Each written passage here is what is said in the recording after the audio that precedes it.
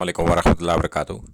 آج ہم بات کریں گے معاویہ بن سفیان کی بغاوت سے متعلق مولا علی علیہ السلام کا کیا فہم تھا، اور اس کو ہم ثابت کریں گے قرآن و سنت سے، اور انہی دلیلوں کو ہم سامنے رکھیں گے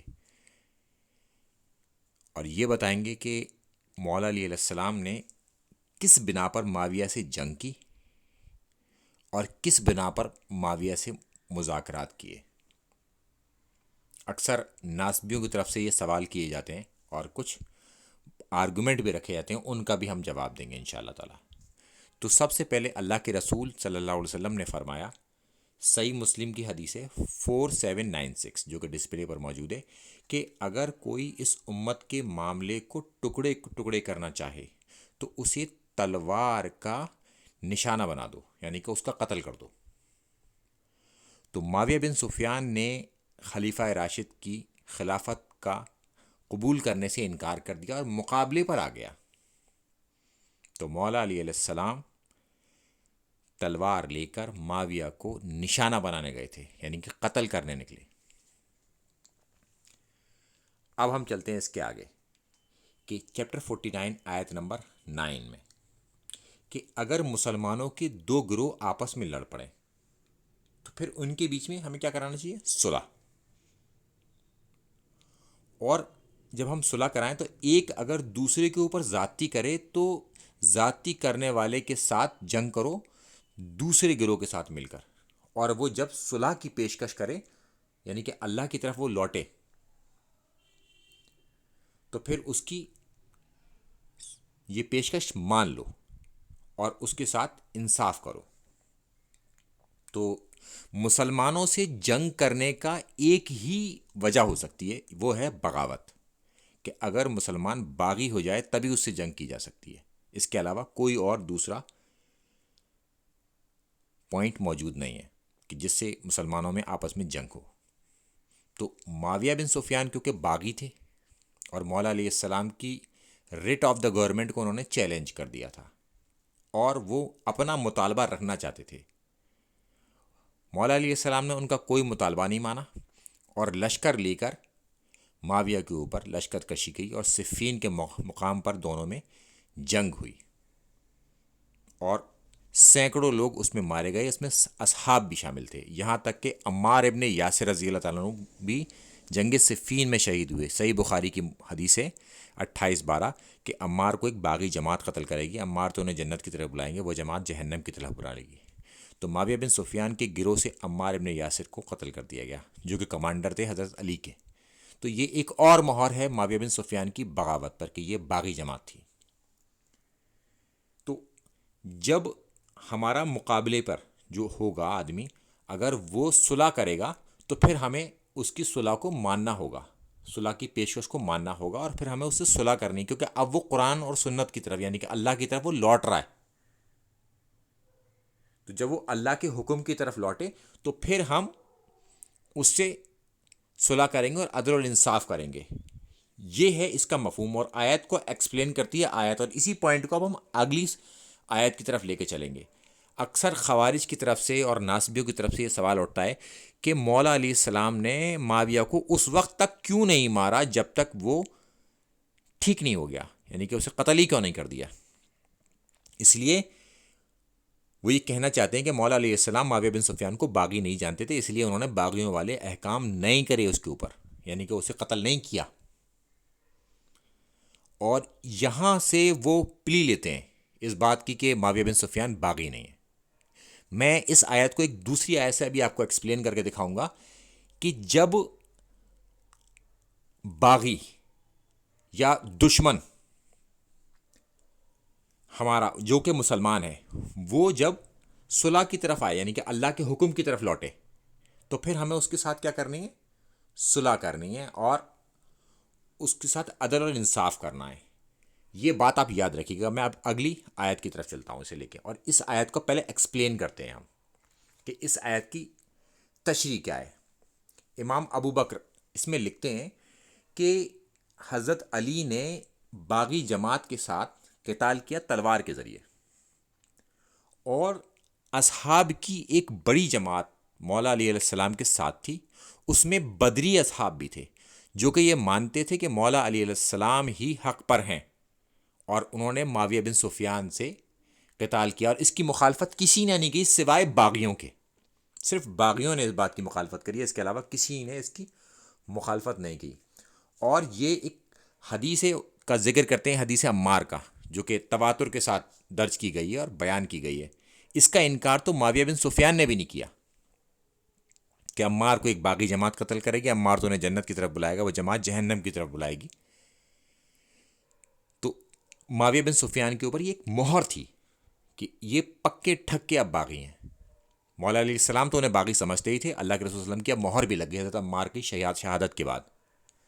اب ہم چلتے ہیں اس کے آگے کہ جب جنگ صفین ہوئی، حضرت عمار ابن یاسر شہید ہو گئے، تو ایسے لوگ جو کہ ابھی نیوٹرل تھے اور دیکھ رہے تھے کہ حضرت عمار کو کون شہید کرے گا، جب انہیں دیکھ لیا کہ صفین میں مولا علیہ السلام کے کمانڈر حضرت عمار ابن یاسر کو معاویہ بن سفیان کی گروہ کی طرف سے قتل کر دیا گیا، تو وہ لوگ بھی اب معاویہ بن سفیان کے گروہ کے اوپر ٹوٹ گئے اور معاویہ بن سفیان ہار کی کگار پر آ گئے.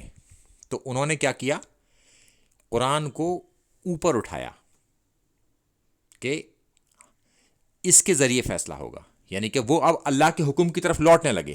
جب انہوں نے دیکھا کہ اب ہماری موت سامنے آ گئی، اب یہ ہمیں مار دیں گے، تو انہوں نے یہ دھوکہ دیا لوگوں کو اور قرآن کو آگے بڑھایا اور کہا کہ اب ہم اللہ کے حکم کی طرف آ گئے ہیں. قرآن کے آگے بڑھانے کا، اونچے کرنے کا مطلب یہی ہے کہ وہ اللہ کے. اب ہم اسی آیت کی طرف میں آپ کو لے چلتا ہوں کہ اس میں کیا حکم ہے کہ جب وہ اللہ کے حکم کی طرف لوٹے تو اس کے ساتھ انصاف کرو. تو اب مولا علیہ السلام کیا کرتے، اب وہ قرآن کی طرف لوٹ رہے ہیں، یعنی کہ اللہ کے حکم کی طرف لوٹ رہے ہیں، قرآن کو آگے بڑھا رہے ہیں. تو مولا علیہ السلام کو ان کے ساتھ اب مذاکرات کرنے تھے. اس کی ایکسپلینیشن میں ہم دوسری آیت رکھتے ہیں، چیپٹر 8 آیت نمبر 61، کہ اگر دشمن بھی صلح کے لیے تمہاری طرف مائل ہو تو تم بھی اس کی طرف مائل ہو. معاویہ بن سفیان صلح کی طرف مائل ہوئے، انہوں نے قرآن حکیم کو آگے بڑھایا. ان کے باپ نے بھی صلح حدیبیہ میں اللہ کے رسول صلی اللہ علیہ وسلم سے صلح کی تھی، اور انہوں نے تمام صلح کی شرطوں کو پھر بعد میں توڑ دیا. تو یہ ان کا خاندانی کام تھا. ان کے باپ نے بھی اللہ کے رسول صلی اللہ علیہ وسلم سے صلح کی تھی، اور انہوں نے ایک بھی صلح کی شرط نہیں مانی، اور پھر وہ توڑ دی گئی، اور پھر فتح مکہ ہوئی اس کے بعد. اسی طرح سے معاویہ بن سفیان نے بھی صلح کی پیشکش کی، اور یہ بالاتفاق بات ہے کہ صلح کی پیشکش معاویہ بن سفیان کی طرف ہوئی تھی، اور انہوں نے قرآن کو آگے کیا تھا، اللہ کے حکم کی طرف لوٹنے کا وعدہ کیا تھا. مگر وہ لوٹے نہیں، کیونکہ دل میں نہیں تھا ان کے یہ لوٹنا. اور معاویہ بن سفیان تو مسلمان تھا اور مسلمانوں کا باغی تھا، اور ان کے باپ سفیان تو کافر تھے اور اسلام کے اللہ کے باغی تھے. تو اللہ کے رسول صلی اللہ علیہ وسلم نے اللہ کے باغی سے بھی صلح کی ہے. تو معاویہ بن سفیان کی صلح کی پیشکش کو مولا علیہ السلام نے اس بنا پر ایکسیپٹ کیا. اب ہم چلتے ہیں اس کے آگے کہ خوارج کی طرف سے یہ حدیث پیش کی جاتی ہے مصنف ابن ابی شیبہ کی، جس کا نمبر ہے 8065، کہ مولا علیہ السلام نے لوگوں سے کہا کہ معاویہ کے بارے میں انہوں نے فرمایا کہ معاویہ کی امارت کو ناپسند نہ کرو، یعنی کہ اس کی امارت کو تم پسند کرو. اگر تم اسے ناپسند کرو گے تو تمہاری گردنوں پہ سے سر گر جائیں گے کٹ کے. یہ اب قرآن اور میں نے صحیح مسلم کی حدیث رکھی ہے، اس سے متن میچ کھا رہا ہے یا نہیں کھا رہا ہے؟ کہ مولا علیہ السلام یہ کہہ سکتے تھے صفین سے واپس آتے ہوئے، جبکہ مولا علیہ السلام صفین میں معاویہ بن سفیان کے اوپر حاوی ہو چکے تھے، اور وہ قرآن کے ساتھ تھے، حدیث کے ساتھ تھے، حضرت عمار ابن یاسر کی حدیث تھی ان کے ساتھ. کیا وہ یہ کہہ سکتے تھے؟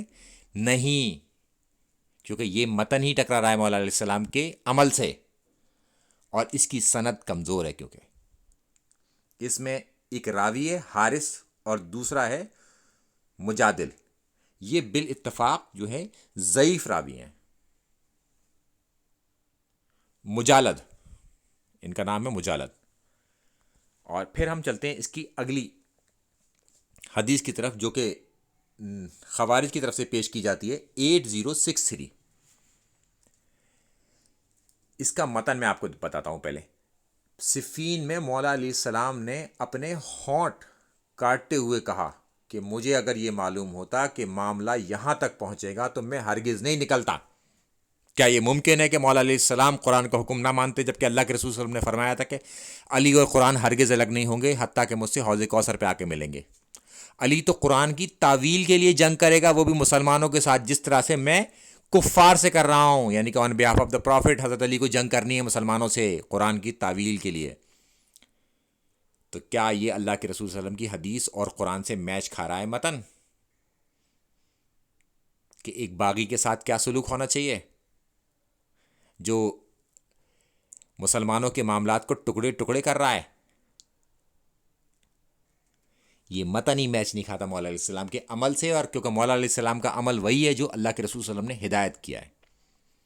تو مولا علیہ السلام اپنی صحیح جگہ پر تھے، یہ متن ہی میچ نہیں کھا رہا. اب آپ اس کی سند میں آ جائیے کہ آمش اور مولا علی کے بیچ میں ایک راوی غائب ہے، اس میں سے ڈسپیئر ہے، مجہول ہے، جس کے بارے میں پتہ ہی نہیں. یہ حدیث ہی سند پوری نہیں ہوتی، اس کی حدیث کی سند ٹوٹ جاتی ہے بیچ میں، لائن آف چین ختم. تو یہ حدیث ہی ضعیف ہو گئی. اب ہم اس کے آگے چلتے ہیں. یہ جو حدیث ہے مصنف ابن ابی شیبہ کی 8064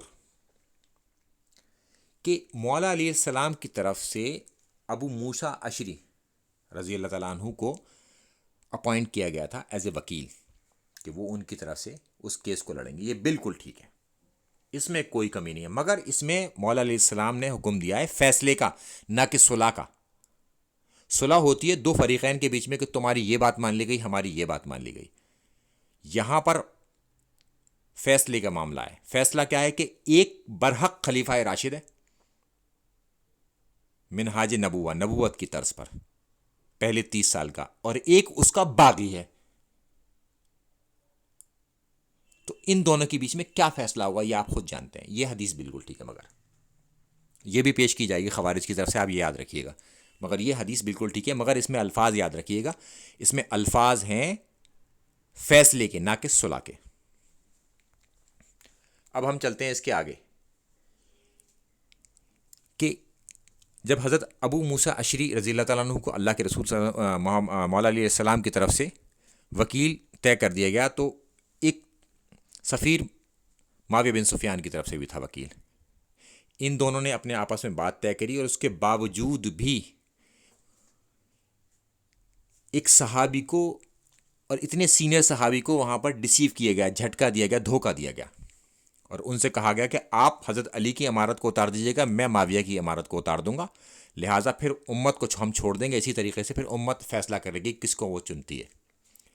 تو حضرت ابو موسیٰ اشعری رضی اللہ تعالیٰ عنہ نے تو حضرت علی کی امارت کو اتار دیا، مگر معاویہ یعنی کہ معاویہ کے گروہ کے لوگ تھے، ان کے دل میں یہ بات تھی نہیں. وہ تو ڈر کی مارے انہوں نے قرآن اٹھائے تھے آگے کہ قرآن سے فیصلہ کریں گے، مگر ان کے دلوں میں یہ بات نہیں تھی کہ انہیں فیصلہ کرنا تھا. انہیں تو یہاں بھی دھوکہ دینا تھا کہ ان کے باپ نے بھی دھوکہ دیا تھا حضرت سفیان نے اللہ کے رسول صلی اللہ علیہ وسلم کو شرط صلح حدیبیہ کی.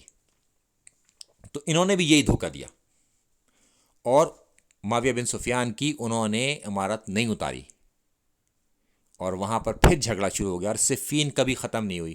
اور وہیں سے ظہور ہوا خوارج کا، اور مولا علیہ السلام نے خوارج کے ساتھ قتال کیا. اس کے بعد ان کو شہید کر دیا گیا مولا علیہ السلام کو، اور حضرت حسن دوبارہ لوٹ کر آئے اور معاویہ بن سفیان سے آ کے اوپر انہوں نے لشکر کشی کری. پھر معاویہ بن سفیان نے حضرت حسن کی طرف یہی صلح کی شرطیں بھیجیں، کیونکہ اہل بیت تو قرآن کے ساتھ ہیں. اللہ کے رسول نے فرمایا میرے اہل بیت اور قرآن ہرگز الگ نہیں ہوں گے، یہ مجھ سے حوض کوثر پہ آ کے ملیں گے. تو پھر انہوں نے معاویہ بن سفیان کے ساتھ صلح کی حضرت حسن نے، اور معاویہ بن سفیان نے پھر دکھایا اپنے باپ کی طرح کہ ان کے باپ نے بھی صلح توڑی اور انہوں نے بھی صلح توڑی، اور انہوں نے اپنے بعد اپنے بیٹے یزید کو مسلط کر دیا اس قوم کے اوپر، جبکہ یہ صلح میں شرط تھی کہ اپنے بعد کسی کو ولی عہد نہیں بناؤ گے، امت کو ایسے ہی چھوڑ کے جاؤ گے کہ تاکہ امت فیصلہ کرے. مگر انہوں نے ایسا نہیں کیا، اپنی زندگی میں ہی انہوں نے یزید کی بیعت لینی شروع کر دی تھی تاکہ میرے بعد میرا بیٹا کرے، خلافت کو ملوکیت میں بدل دیا. السلام علیکم ورحمۃ اللہ وبرکاتہ.